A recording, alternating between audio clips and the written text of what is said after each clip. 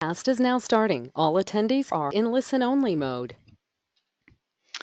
Well, good morning, everyone, and thank you for joining us for our webinar. I'm Jenny Bailey from the Agile Business Consortium. We're the not-for-profit member organisation who are leading, promoting and enabling business agility worldwide. As with all our webinars, please feel free to post your questions and I will do my best, and so will my guest speaker, to include these at the end of the presentation. Also, we're recording this broadcast, so everyone who is registered will receive this in the follow-up email. Okay, so today's webinar is focusing on Agile procurement and how best to proceed. How do we create business certainty when it comes to contracts, and what approach should we take? There are certainly many questions surrounding this topic, and I'm delighted to introduce you all to Stewart James from Agillex. Stewart is a commercial lawyer with over 20 years' experience and an expert in the field. So good morning, Stewart. Good morning, Jenny. I thought you were lost there for a moment. I hope you're going to hand over control of the slides. Oh, right. Let's do that again then, shall we? You have them. You definitely have them. Okay. There we go. Yep, all yours. Technical hitches there, never mind. So, there we go. You have them, correct? Happy? I do indeed. Okay, fantastic. Well, good morning, Stewart, and thank you for joining us from sunny Yorkshire. Good morning.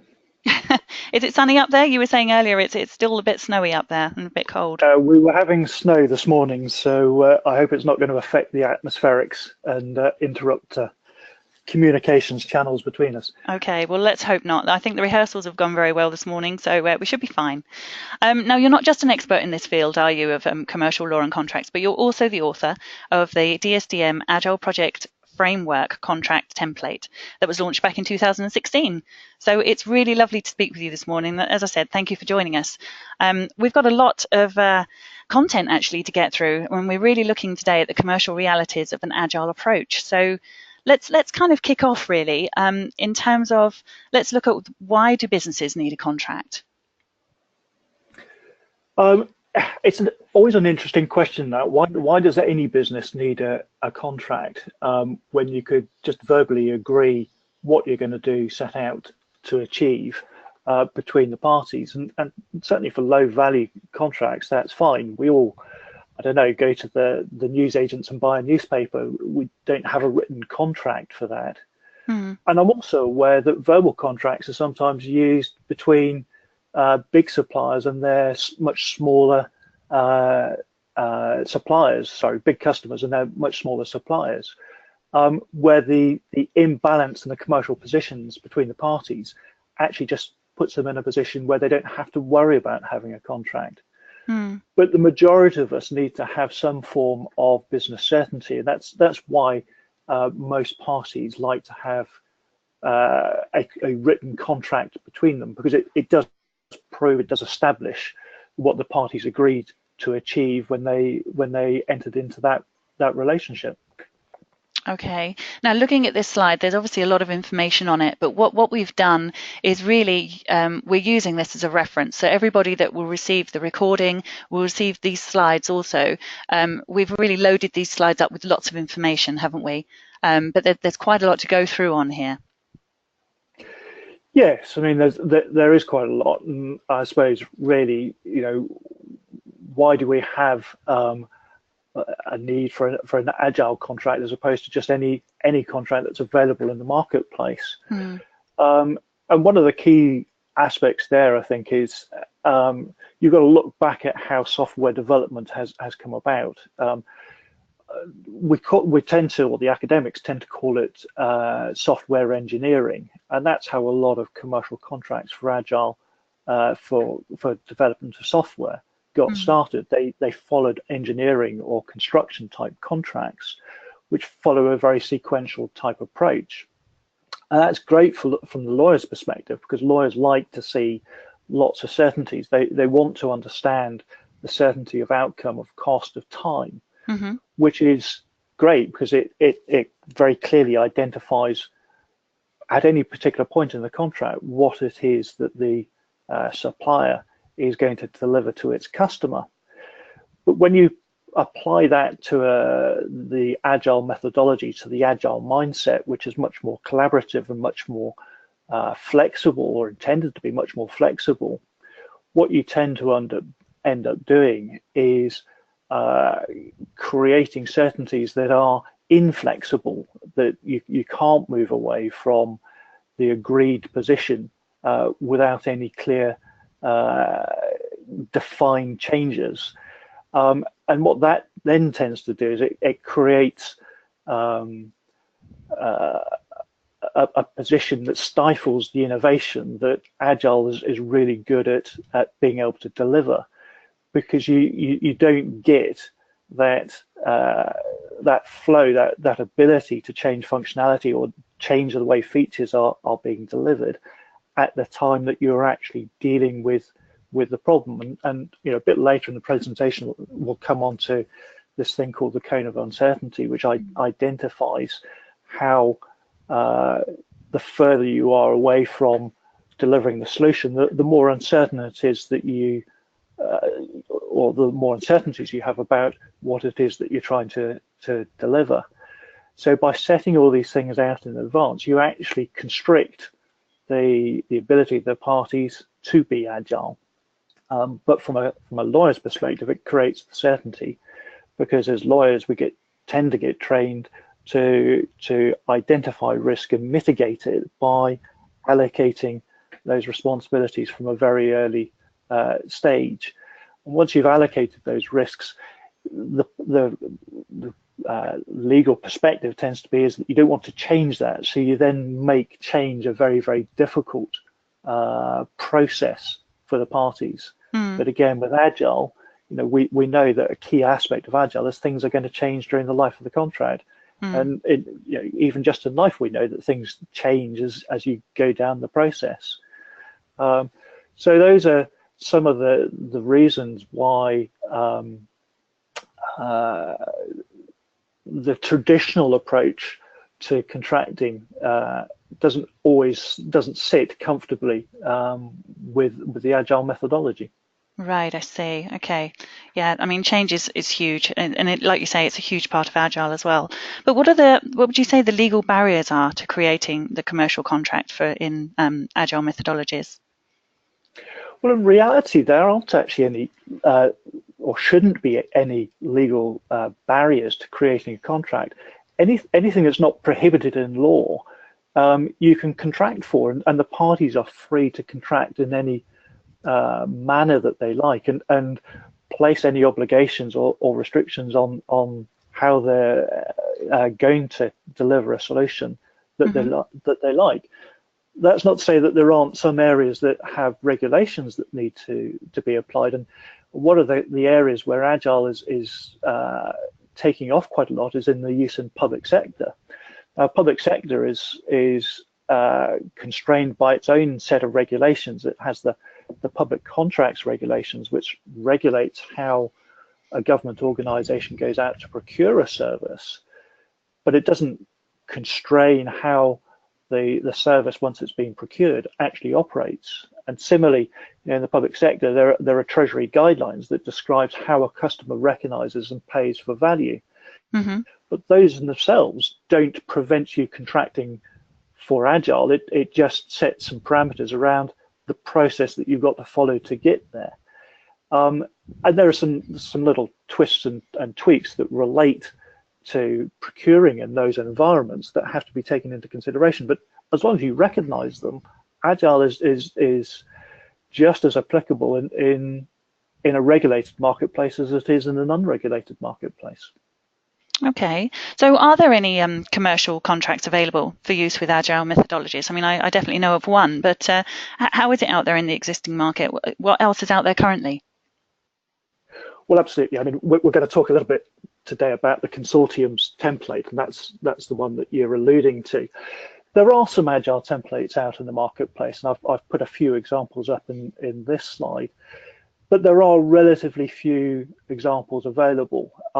That's partly because although Agile as a concept, the Agile memorandum, of course, was set out in 2001, but even before then, contracts were being written for what was then called rapid application development. I developed my first contract in 2001 for a version of Extreme Programming. Okay. So they've been available and around for quite a long time, but there are relatively few examples in the marketplace, and that kind of goes back to the lawyers' concerns about achieving, how do they achieve contractual certainty. So just talking briefly about the examples I put up on the slide there, you've got the Norwegian PS2000 contract, which I have to admit I've never seen. And the reason I've never seen it is you have to pay a license fee just to be able to download it in the first place. Goodness. Which kind of limits the desire to go out and explore it a little bit. Yeah. The Danish contract is I understand a very good. I've got a copy of it. It's a good contract for government procurement within the Danish marketplace, and clearly it's intended for that environment, but it's got principles in there that are easily transportable to other contracts. Okay. The other one of note, I think, on that list is the GDS, the Government Digital Services. That's the UK government's digital arm, has created what's known as the Digital Outcomes and Services contract, which uses a lot of agile terminology, but doesn't necessarily flow in a true agile fashion. It tends to follow the phases of a project in little sort of sequential contracts. Okay. And that sort of identifies one of the problems, is that there are a lot of people out there who try to create agile contracts, but what they tend to do is describe the process without necessarily understanding where the risks and obligations and responsibilities flow. Okay. So the idea of a template is definitely the way to go then, isn't it? So yes, what we set out to create with the template is a document that provides lots of guidance and sets out a basic model for use in agile projects that the parties can start their process with. A template is never a finished thing. You've always got to take that and then develop it to satisfy the specifics of your project at any one time. But at least it's a starting point in the right direction. Absolutely. And we should probably say at this point, it can be used as a guide, can't it, on many Agile projects? I know it's purely written regarding the DSDM Agile project framework, but it can be applied, can't it? And it is adaptable. Absolutely. So as you say, it follows the DSDM methodology, but all the Agile methodologies are based on similar principles of collaboration and flexibility. They all tend to have iterative processes in the form of sprints and include retrospectives, etc., etc. And really what I'm emphasizing there, I suppose, is different terminology, but the principles remain the same from methodology to methodology. So it's quite easy to adapt the template for use in other methodologies. So just as an example, we talked about DSDM, which uses feasibility, foundations, and evolutionary development as some of its phases. The GDS, Digital Outcomes and Services contracts, talks about discovery and alpha and beta phases. Yes. But essentially the principles are the same and apply to both of them. So you're absolutely right. The template is transposable into other methodologies. So let's look. I mean, how did we actually develop this template? I know you were commissioned when we were talking to you about it back in 2014, 2015, and I think we launched it 2016, didn't we? So where did you start with it? So you're absolutely right. So we started with a small working group, which the consortium helped put together. And these were a group of people who are experienced practitioners, agile coaches, known to the consortium, who were keen to be involved in the development of a template that could be of use for all parties. And we worked through a couple of workshops with that group of people to understand how the principles actually live when it comes to using them in respect of a project. And knowing and understanding those processes allows us to then look at where the risks are between the parties, what the obligations are, what the roles and responsibilities of the various individuals operating within the Agile methodology are, and to write the contract around those risks and handovers and obligations, rather than to sit down and sort of describe the process. At the end of the day, the consortium's handbook, project handbook, provides the process. So I wouldn't expect to have to describe that in the contract. And contracts don't normally describe the process. They describe who has responsibility for a particular risk or obligation. And that was our approach to developing the template. Right. Okay. And it took shape and came through, and it's been hugely successful, which is fantastic. And like you say, people use it as a guide, which is really the purpose for it in its existence, isn't it? Yes. Yeah. I think that's right. And again, I'll reiterate the fact that it's not the finished contract, but it's the starting point that allows two parties to agree the terms and conditions. So the experience you've got with working with other Agile templates, then you were saying, I mean, were we the first one? Obviously, you wrote one, but in terms of being commissioned, was that quite a new thing then? No, it's something I've done in the past. I was responsible for creating a template for the government back in 2004, which was for their technology procurements, and they continue to use that template for about 10 years, and it's evolved since then into a new iteration of it. Okay. But that was sort of one of the key factors, I think, that meant the consortium felt confident in approaching me, plus the fact that for a number of years I've been talking about the issues and problems of creating an Agile template and what needs to go into it. It was seen as very kind of a new thing, wasn't it? Because obviously Agile was still finding its feet in some respects. Yes, and I think, even now there are lots of potential additional barriers to the use of Agile in contracts. There are still quite a lot of myths about Agile. Does it have a lack of financial control? Is Agile only suitable for small or potentially internal projects? Does the lack of a detailed specification at the outset, does that mean that it's going to have an uncertain outcome? My response to that point is that if you're going out to build a CRM solution, you will still get a CRM solution. It's just that some of the functionality and features might change along the way, along the journey that you take. It's also sometimes seen as being Agile, that is sometimes seen as being having a lack of discipline.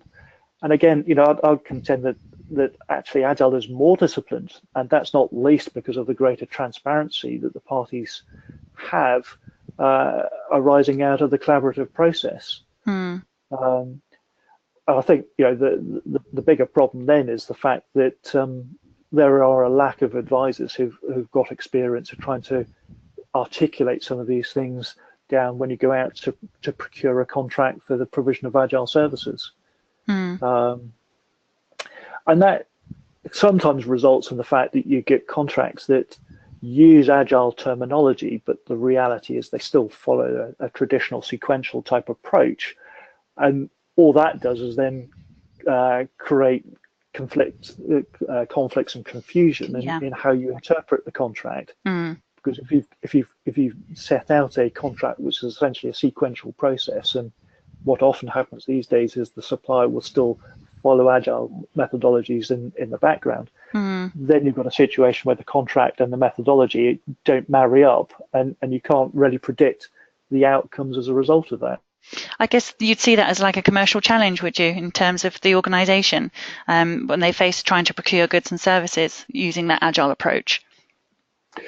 Yeah, so this is really the meat of our presentation, our webinar today, is to discuss some of those commercial challenges, and I've set out on this slide some of the things that we want to talk about within the webinar. The starting point really is the creation of the high-level scope or vision for the project, which in itself is set out at the high level, which in some aspects sort of seems to suggest that there's a collision between writing a contract and the flexibility of having a vision or a scope that can change and vary as you go through the project process. Sure, absolutely. What you tend to find though is, or what you should be looking to do is set out the requirements at a higher level, setting them out as sort of a series of prioritized outcomes that the customer is trying to achieve. What that then allows is for the high level approach to evolve during the feasibility and foundations phases of the contract, the discovery and possibly the alpha phases, proof of concept phases. It allows the high level approach to flex during that process. And the key aspect of that is to get regular feedback from the customer throughout the process. So I tend to sort of differentiate the agile approach from the sequential approach that came before it in terms of sort of building of a car. So, both parties set out with some high level aspirations for what that car is going to look like in the process. Sure, yeah. Under the sequential approach, then the problem is handed over to the supplier. And the next thing that the customer knows is when they get the final outcome delivered to them, they have no opportunity to influence the design and the build as it goes through the process. So don't tell me that's your ideal car, Stuart, please. Absolutely, that's my ride pinned up. But I think the key point there is that sometimes the customer isn't necessarily going to get its expectations met. Certainly not. If it doesn't have the opportunity to influence it during the sure, absolutely. It's a very valid point. So one of the things that is very clear in the Agile Manifesto is the fact that you need to be delivering regular working software on a regular basis. And if we put this into the car analogy, so you start off with your basic car, your first workable model is a working car. It'll be a very, very basic car, and you'll probably recognize the Mark I Golf from the 1970s. I think it first came out there, which was a very, very basic car. But by getting customer feedback and getting that collaboration in the process, Volkswagen were able to develop and evolve the car into a more modern car with more functionality and more features as it goes through the process. And each of those it's changing. It's allowing for change throughout the process. It's that collaborative, adaptive process. And it's evolved, hasn't it, completely from where it was to where it ends up. So yeah, of course, no problem. So how are these changes recognised then? So I think this goes back to the whole concept of having collaboration and having changes, or allowing for the scope of the project to change throughout its lifetime. I think it's important to understand from a contractual perspective that you need to know how those changes occurred, where they arose from. So within the template, what we allow for is the creation of a baseline. That's the high level prioritized outcomes. But then a mechanism that allows for changes to that baseline to be recorded. And then the parties have got something to measure the evolution of the project over the life of the contract. And that's quite important when you come down to measuring the evolution of the project and its ultimate success. And I think, again, just pointing out the difference here between an agile approach and a sequential approach. Sequential approaches tend to try and restrict change. So you set out your requirements at the beginning and you try and avoid deviating it from it. With the agile approach, we're trying to turn that on its head and encourage the parties to embrace the fact that there's change there, but at least record it through the process. Okay, so regarding that then, the legal consequences of encouraging that collaboration, there must be some consequences there that we need to be aware of. Absolutely. So, the first thing to recognize, I think, is Agile is a cultural change to the way a project is being delivered. What it requires is regular feedback from the end user of the finished product. So it's about involving those end users into the process and taking that information back into the project to allow for it to evolve and meet the needs of the customer. And what that means then is that you can't have decisions all being taken at an executive level. You've got to have your end users involved in the project, and that effectively means empowerment of the staff. And from a contractual perspective, from a lawyer's perspective, that's a nightmare. You've got people who may not have lots of experience in commercial issues, and are they going to concede requests for big changes to be made? You can control some of that. And bearing in mind, we're talking about small changes at small iteration levels, how a feature might appear on a screen can be changed without large amounts of cost. We're not talking about changing the whole functionality, the whole design direction of the project, but you do need to have a cultural change in the customer's organization to be involved in that process. Right, okay. Now that involvement brings on a second issue, which is if you're going to collaborate together, that means both parties are potentially contributing to the development of the deliverables. Now, a key thing that's evolved over my time as a lawyer is the understanding of the importance of intellectual property rights. When you go out to create something, people recognize, particularly in this digital information age, that IPR, intellectual property rights, can be very, very valuable, and people get very concerned about who then owns the development of those deliverables. Now, the reality is, in any development scenario of this nature, that the customer's input is about asking for small changes, responding to queries about the design and development. They're not necessarily actually going to be involved in the actual changing or creating of the IPR. It's another of those myths, and I've spent lots of times in contract negotiations arguing about who should own the IPR in any situation.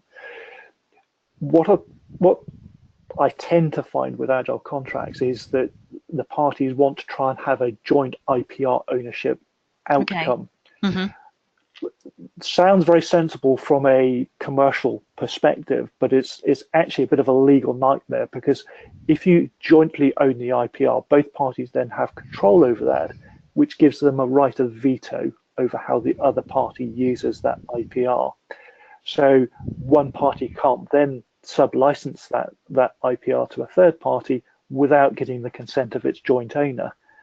And that's a bit of a nightmare to try and resolve, particularly once you've delivered the product at the end of the development phase. So my advice here, and most lawyers' advice, would always be avoid joint ownership of IPR, but recognize wide license usage rights through the terms of the contract. And I think that's one of the key things that comes out of this collaboration. You can't immediately assume that just because you've collaborated into the design and development of documentation, for example, that you own that outright. And it's a key point that the contract can establish. Okay, well that's makes sense. But what happens if the client decides its needs have been met before the project ends, for instance? Okay, so I think this again is one of the key differentiators of the Agile approach over the sequential approach, because if we go back to our car analogy, the customer can at any stage decide that it's got enough, it's got enough functionality, it's got enough features in its end product. It doesn't need the cup holder, the pen holder, the whatever else that's going to be in that fourth generation of the car. It can do without that functionality. What it's got meets its needs now. And what this then allows for is the fact that the customer should be able to call the contract to a close at any appropriate stage within the process, once it's achieved it, and it's an expression you sometimes hear with Agile, the definition of done. Once it's achieved, met its needs, then it should be able to call time on the remainder of the project. And the whole phasing of contracts, and this slide I've used the phases that relate to the DSDM methodology. That's the life cycle, yeah. Absolutely. So you could change those out and have the alpha beta phases of the GDS DOS type approach if you wanted to instead. But what it allows for is that there are a number of different termination points that you can have within a contract. So you've got decision points at the end of feasibility, at the end of foundation, that allows you to determine whether the feasibility of the project or the initial proof of concept type phase, whether that has proved that the needs can be met by a solution, or that the solution is viable, or even actually for the customer to turn around and say, I like this, but we need to do a different project first. We're going to stop this one and do that other project before we come back and finish this one. Right, Maybe okay. it feeds into this or something like that. So you've got lots of flexibility as to where you could stop the project. Also, if you think of the iterative nature of the development phase, you're going through a cycle of different steps. At each of those steps, you can stop the project. The only cry I think that most suppliers have is don't stop it halfway through an iteration. Once we started an iteration, which is typically only 2 to 4 weeks anyway, once we started that iteration, it's the wrong time to try and stop at that point. But otherwise, we can stop at any time. Now, there is a more commercial issue that does need to be considered here, and that's the fact that once you get into the evolutionary phase, the supplier's starting to build up quite a lot of cost overheads. The feasibility phase, you can do that with a couple of business analysts. It can be a very fixed amount of activity. But once you get into evolutionary development, you've potentially got a much bigger team of developers involved, much harder to swap those out and put them onto a different project. So there has to be some recognition of the supplier's fixed overheads and how those might be met if you called an early end to the contract. And this is why quite a lot of contracts have a concept of a minimum usable subset or a minimum viable product. MVP, yeah. We've got to at least get to this stage in the project before you can call time. Otherwise, we want to have our breakage costs for an early termination. But as long as you achieve that, actually, termination point could come at any time. But what happens if the supplier fails to deliver then? It's an interesting question, failure to deliver, and what do we mean by failure of delivery? Oh, I see, right. Often the case is particularly with this iterative approach, often the case is that the supplier has delivered something that meets the needs of the customer as the parties went into that iteration. But actually, once it's been delivered, the customers realized, actually, I don't need this, or it's not the direction of travel I want to go in. So the supplier successfully delivered something that the parties both agreed was the right thing to go out and deliver. And I think the view has to be there is, well, why should the supplier be penalized for meeting its objectives if those objectives are no longer relevant to the contract or to the project? The other way of looking at it, though, is if the supplier delivers something that doesn't meet the acceptance criteria, then why should the customer pay for something that's not met its needs in the first place? So you do get a balance there between a scenario where the supplier has or hasn't met the acceptance criteria. And what you've got to recognize, I suppose, is that payment often follows the achievement of the acceptance criteria. And this kind of follows behind a long established principle for software development, at least in the legal sphere. It was set out in a legal case back in 1996, in the early days of sort of software development. It's a case called ICL and St Albans, if anyone's familiar with that. And really what that set out to say was the supplier has an obligation to deliver a solution that meets the customer's needs as set in the requirements documentation. Right. Okay. Once you've agreed that, then that's what fixes the contract. And as long as the supplier achieves that, it's then up to the customer to say, well, this no longer meets my needs. I now need something else, but I've now got to pay for that something else. And this is, I mentioned it earlier on, the cone of uncertainty. So one of the problems with contracting and setting out your requirements right at the beginning is the further you're away from the finished product, the more uncertainty your requirements are. Oh, hang on there, Stuart. Can I just take you back a little bit? I think Yorkshire atmosphere is getting to us a little bit. If you can just say that again from the cone of uncertainty, please. That would be lovely. Okay, so the cone of uncertainty is a recognition of the fact that the further you are from the point of delivery, the harder it is to estimate costs, estimate the requirements, estimate the need, but also identify what the acceptance criteria for a particular piece of functionality or a feature is. So the more you can move the specificity of defining what the requirements are to the point of delivery, the more likely it is that the parties are going to achieve the solution that actually meets the client's needs and not the perceived needs as they were 6 months ago at the start of the contract, start of the process we were first agreeing the contract. Right, so they achieve the right outcome. Absolutely. The right outcome, and the outcome actually meets the requirements rather than perception of the requirements as they were when you started the project. Again, it comes back to reflection of change and recognizing change through the process. Okay, so you've identified that Agile is perceived to be limited to time and materials contracts. Are there any limitations on the commercial models that can be used? No, there aren't. I think you can use all the same commercial that you could in a sequential contract for an Agile. Again, it goes back to the myths that Agile can only be T&M. But if you think about the termination points, the early phases are very suitable for fixed priced or target price, target cost type models. The development phases, which are very sort of sequential, sorry, not very sequential, are very sort of evolutionary, allow themselves for a variety of value-based pricing models, for example.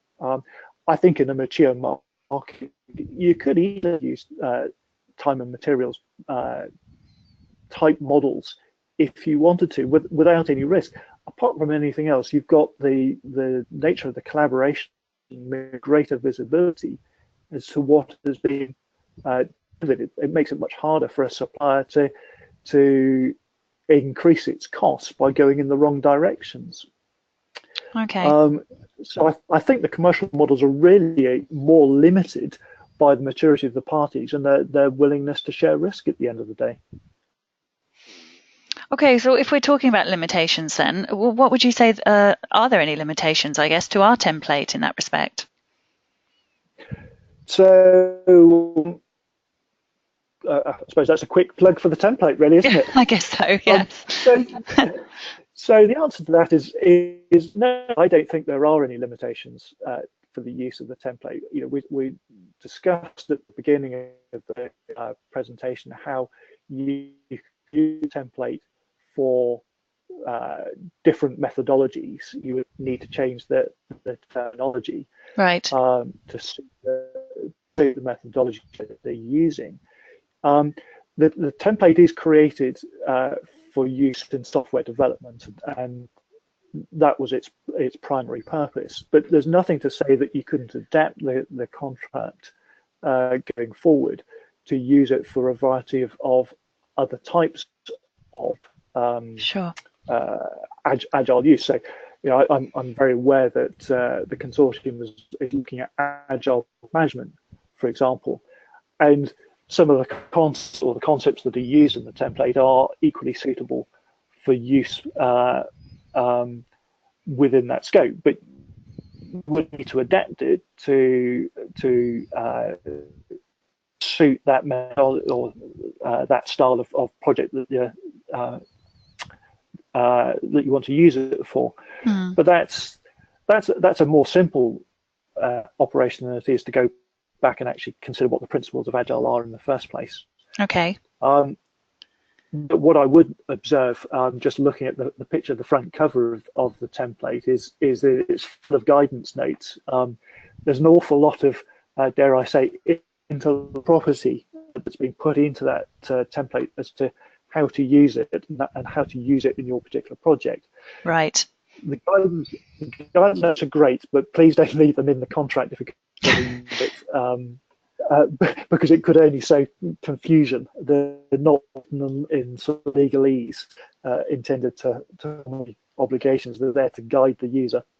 Okay, I think again the Yorkshire atmosphere is getting to us somewhat. That was a little bit staccato there, but I think we got the message. But the message you were actually portraying there, Stewart, and forgive me if I'm wrong, but what I heard was the fact that obviously there's notes within that template that will need to be taken out before you actually use it officially, because that will create confusion if you keep them in. That's what you said, isn't it? That's correct. Take the guidance notes out. That's right. That only helps. And also, as it says there on the slide, the template is free to download from our resources on the Agile Business Consortium website. It's free to all, really. So you can all go in there. You can all look at it, get an idea about it, understand its use, really, and the fact that it can be used with the framework. It can be used and adapted without the framework, but in an Agile project. It really is there for all to feel, have an idea about how to actually procure Agile solution. It's a very, very good first point of reference, wouldn't you say, Stewart? Obviously you wrote it, but that's why we put it together, really, wasn't it?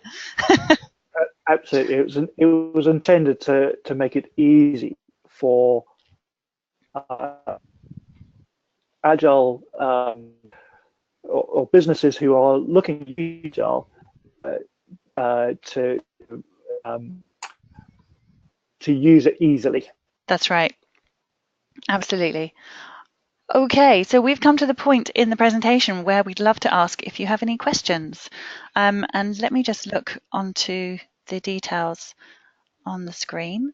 We've had one question in from Lindsay in London, just asking about where to get the template from. So that's on our resources website, Lindsay. That's all there on the website on agilebusiness.org. So yes, just go online. It's free to all, like we've just mentioned. So that's no problem at all. Download it and use it. If you have any questions at all, feed them through to us. We're probably running a little bit low on time at the moment, but Stewart, would you be happy if there's further questions and these questions that we can take, would you be happy to write some answers if they're not too specific to someone's actual situation, and we can actually include them in the follow-up email that we send out? Would you be happy to manage that for us, please? Yeah, I think the atmospherics are working against me now, because that was waking up for me a little bit there. So probably is a good point at which to call it. So okay. what we're asking is if people have got questions, whether I'm willing to answer them, and the answer to that is yes. I put my details up on the last slide. That's lovely. If people want to take note of it, quite happy to have a call, chat, try and have a quick question by email. That's fine. Just get in touch. It's amazing. You can do all the planning in the world, can't you? But when it comes to atmospherics and the Wi-Fi, it's just one of those things, isn't it? It is. It's nice working in Yorkshire, but as we've experienced over the last week or so, you can get cut off quite easily as well. Absolutely. Yeah, that's right. Okay, well, also what we should say is a big thank you to Stewart. Thank you for being here with us this morning. We really appreciate it. We've gone through a lot of the objectives that we set out in terms of the maintaining the flexibility, who owns what in terms of the solution, early termination, who pays for what, which obviously was the critical thing that a lot of people were asking, and the interest seemed to be definitely centering around, and also who bears the commercial risk of failure. I think that's one that people were really interested in as well. I've seen, I mean, I've been here for the last, 3 years now, and I've seen a real demand in the interest for the Agile contract and the template. When we go to do presentations and when we go to exhibitions, for instance, at conferences, we're being asked about it a lot more now. So I think by doing this webinar, I'm hoping to have answered some of those questions and given people more of an understanding about it.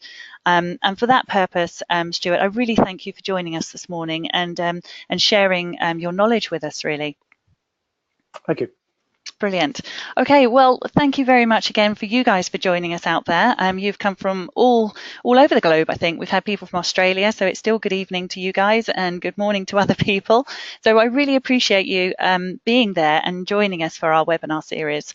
Now, our next one is going to be on Wednesday, the 21st of March, 2018, at 11 o'clock it starts, where I'm going to be speaking to Dr. Steve Morledge, and he's the expert on beyond budgeting, which is a new approach. So this is very much a case that it's looking at, not instead of setting budgets for the year, and more working iteratively. So it's very much an agile approach, and it will be really great to join up with Steve Morledge on Wednesday the 21st so he can tell us more about that.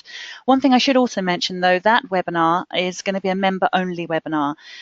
We do a membership here at the Agile Business Consortium. We are a consortium. We do amazing benefits for our members. So if you're interested in becoming a member, please look on our website and join us for that webinar. We also have member days coming up, and the next one is going to be at the Westminster University on the 19th of April.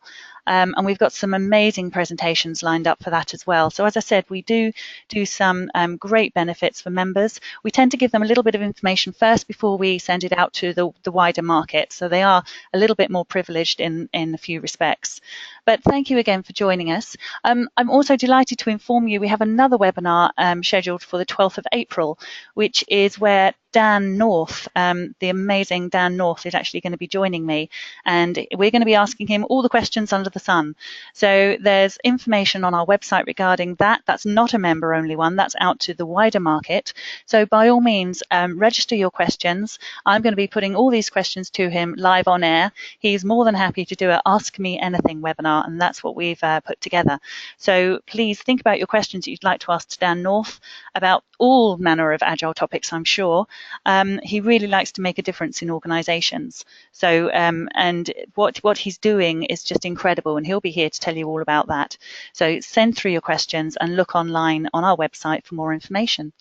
But from me for now, thank you so much for joining us. Stewart, thank you again for being there. Really appreciate it. And we look forward to speaking to you again very soon. Thank you. Bye-bye.